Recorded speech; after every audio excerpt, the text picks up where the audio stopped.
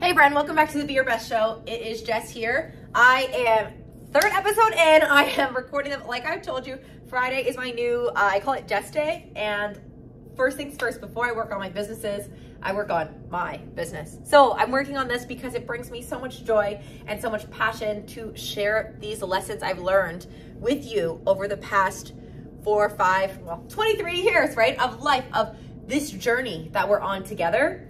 And I hope that this show inspires you to take life into your own hands, to do something for you, and to, give yourself permission to live life on your own terms, right? To give yourself permission to choose faith over fear.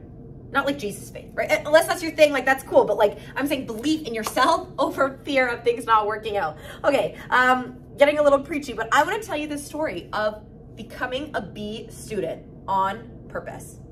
And I think as the audience, I'm actually, it's funny because I'm starting this and it's like, I don't have like really an audience yet. I'm putting this out there and I'm hoping to, attract in the audience of people who are like me, who can relate to my story of being a perfectionist and a people pleaser and an overachiever and burning myself to the ground, burning myself, not taking care of my health, burning myself to the ground and literally struggling with, IBS and all the things before I was like, no, this is not worth it. This is not how I want to live my life. I am done living like this. I want to put my health first. I want to put myself first, right? Side note on the IBS, it turns out, I think it might have just been undiagnosed anxiety. So if you have a lot of gut issues, check your stress levels and maybe think about, what's it called? High functioning anxiety. Look into that, okay? Anyways. But so many, all of my friends that have gut issues, they all seem to share these characteristics of like perfectionism, people pleasing, overachieving. And I'm like, there is a correlation here, right? I want to get to the bottom of this with you and hopefully in like a lighthearted way. And you feel like you're talking with a best friend on this show. But the story of becoming a B student on purpose. For some people, being a B student is a dream, right?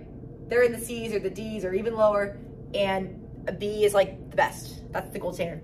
But if you're on the other end of the spectrum, where a B was like your worst nightmare growing up, and you were that straight A student that had it all together and trying to keep up with this image of perfection and doing all the things to get the 90s, get the straight A's, get into the top choice program, do the activities, get the leadership positions, etc.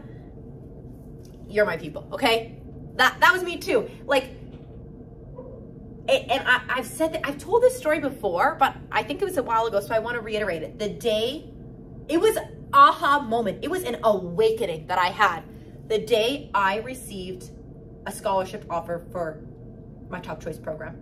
I said to myself all through 11th grade, 12th grade, I'm like, my goal is early acceptance to my top choice university programs. That was the beaconing goal, right? Not just top choice, early acceptance. Like for some reason, it was like I had to overachieve. I had to do more. So that's why it was like early acceptance, right? And I was preparing, and this consumed my life. And let me tell you, I was admitted, and this is not to brag. This is the opposite of a badge of honor. Like this is looking back like I should have had more fun. I should have spend more time with my friends, etc. But I was admitted to all of the programs I wanted to before Christmas. I had heard back from all the schools. And so it was like a relief, but also it was like, it's never ending, right? That like overachieving, right? Because then as soon as I got admitted, it was like, okay, well, I'm gonna get a second part-time job to start like saving money to like, it never ends.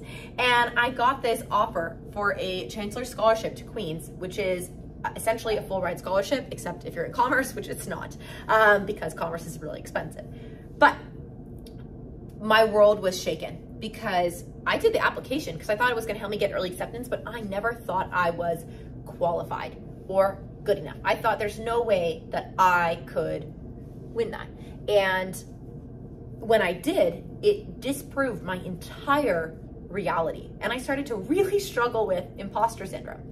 Right? Who am I to be on this scholarship? And I opened up about it a little bit, but the emotions were still raw. They're still fresh, right? Now, 4 or 5 years, no, 4 or 5, maybe 6, I don't know. Years later, I can tell this story without those tough emotions being there.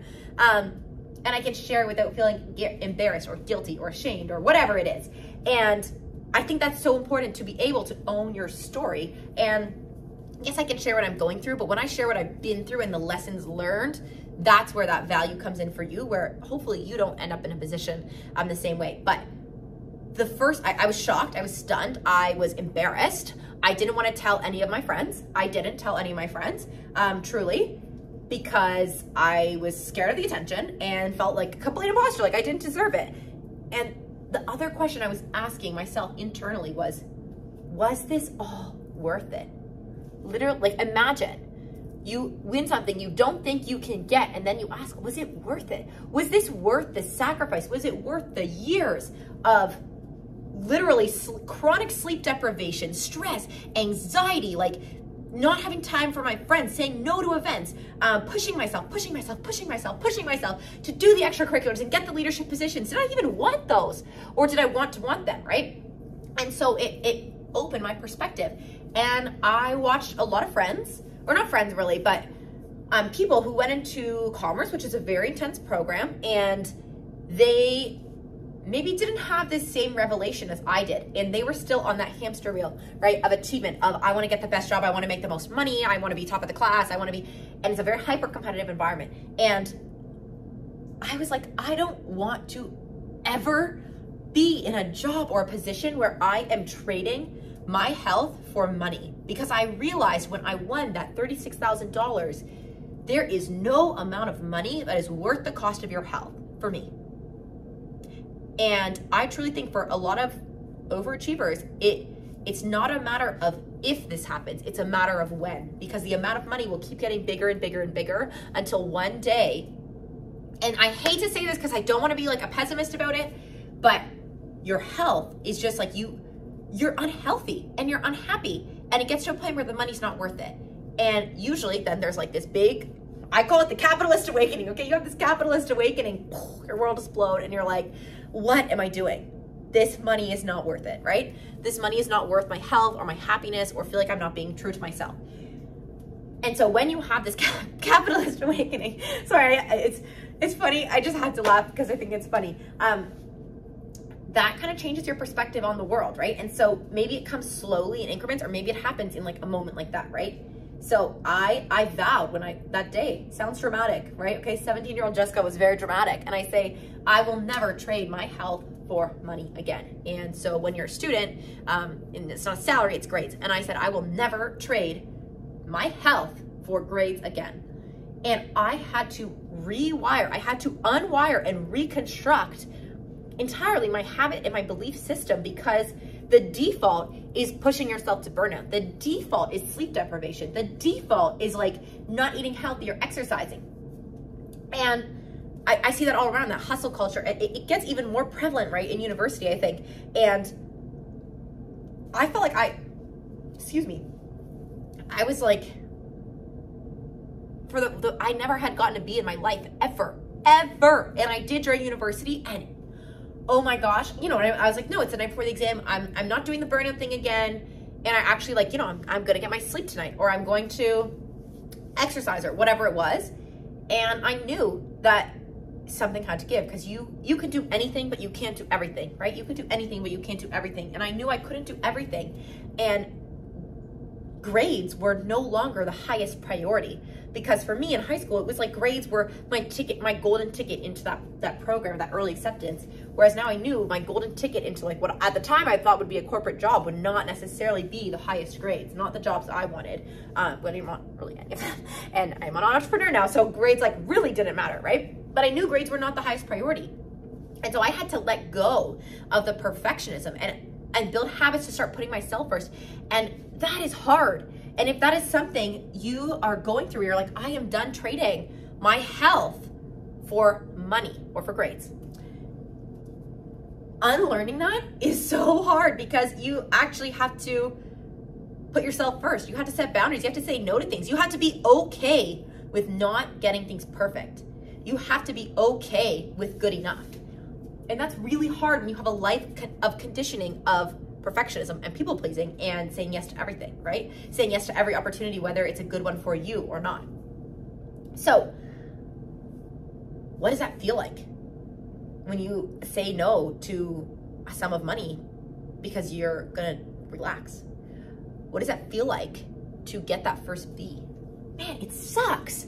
I felt like my heart was collapsing. It was breaking into pieces. When I saw that B on a piece of paper for the first time, I wanted to cry because it's so hard to break that conditioning, but that's part of it. You have to break those. And I'm not saying go out and like flunk your way through university or like get bad grades on purpose, right? Like I never got to a point where I'm like failing out of all my classes because that was not in line with my priorities or helping me get towards my goals. And I'm not suggesting you don't try in school, right? That's not it. But I am saying, ask yourself, is it worth burning that midnight oil and burning your health to the ground? Is that actually helping you get where you want to go? Or is that a coping mechanism? Are you working because you don't know what to do with your time, or you don't want to face difficult emotions, or you feel like you have to do things perfectly? Like there is a point when work, like it's too much of a good thing, right? Like you shouldn't feel guilty for relaxing. You shouldn't feel guilty for spending time with your friends.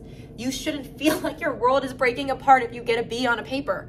But if you do, I'm not shaming you. I'm not saying that's bad. I'm just saying, like, I don't want you to have that, because that's what I had too, and it sucks.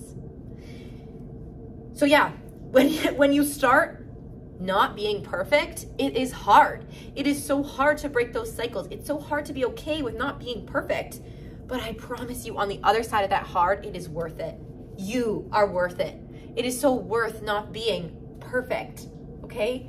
Because in the good enough, that's where you find joy. That's where life gets, you can take messy action and stop caring so much about what other people think. And it's a process, it's a journey. I keep saying this, I know. And if that's something, the idea of like intentionally not being perfect and not burning that midnight oil makes you extremely uncomfortable, I'm not saying you have to do it right now, but I'm just saying, like, again, I'm not saying you have to agree. I'm just saying you have to listen. And you are listening to this right now. So there's some part of this that is calling you. I know that. And essentially, I titled this, Why I Became a B Student on Purpose, because this isn't a conversation about grades. This is a conversation about your health and your priorities and your ability to put yourself first, right? Which again, that comes back to being your best. That comes back to everything that we talk about on this show. And again, like, motivation is temporary, renew it daily. This is you renewing that inspiration, that motivation, and that permission to know that it's okay to put yourself first and take care of your health. And that it's not just okay, it's better for you and everyone around you.